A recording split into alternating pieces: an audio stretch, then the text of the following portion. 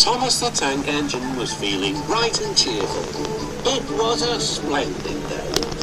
Good morning. He whistled to some cows, but the cows didn't reply. Never mind, said Thomas. They're busy with their breakfast. Next, he saw Bertie. Hello, Bertie. Care for a race today? But all Bertie could say was, ouch! That's another hole in the road. I'm sorry, Bertie, smiled Thomas. Thomas was still in good spirits when Bertie arrived at the next station.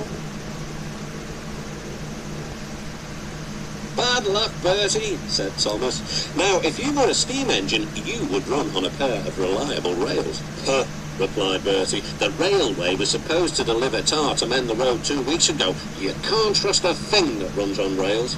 I run on rails. You can trust me, Bertie. I'll see if I can find out what's happened. Thomas left Bertie and made his way along the branch line towards the big station by the sea. James was snorting about in the yard. It's too bad. Percy goes to work at the harbour and I do his job here, there and everywhere. Take that! Ooh, groaned the trucks. Just you wait, we'll show you. Gordon laughed. I'll tell you what, James, if you pretended to be ill everywhere, you couldn't shunt trucks here or go to the quarry there, could you? What a good idea, agreed James. Look, here comes Thomas. I'll start pretending now. Thomas was sorry to see the engines looking miserable. Cheer up, it's a beautiful day. Yes, grumbled Gordon, but not for James. What's the matter? He's sick, replied Gordon.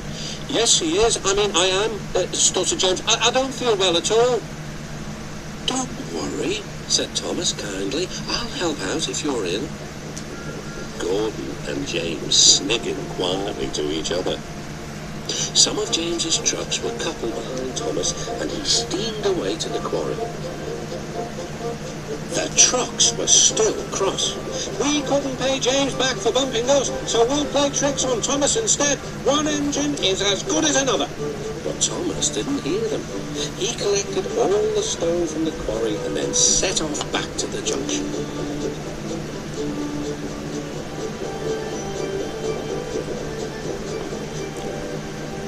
Danger lay ahead. Now for our plan, giggled the trucks. Go faster, go faster. Slow down, called Thomas's driver, and applied the brakes.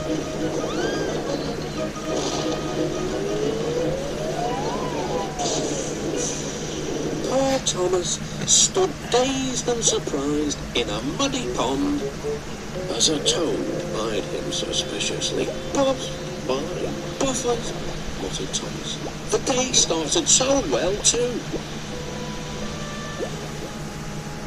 Duck pulled away the trucks, and Edward helped Thomas back to the junction.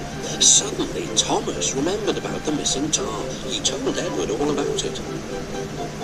That's strange, said Edward.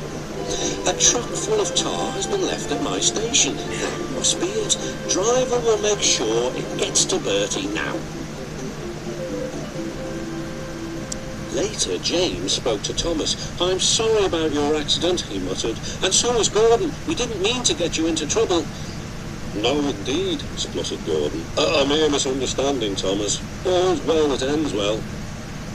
Just then, Bertie arrived. He looked much more cheerful. My road's being mended now.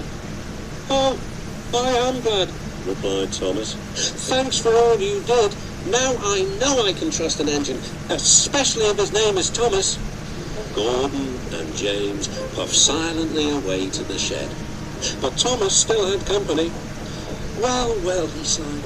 What a day for surprises. The toad, who was looking forward to a ride home, noisily agreed.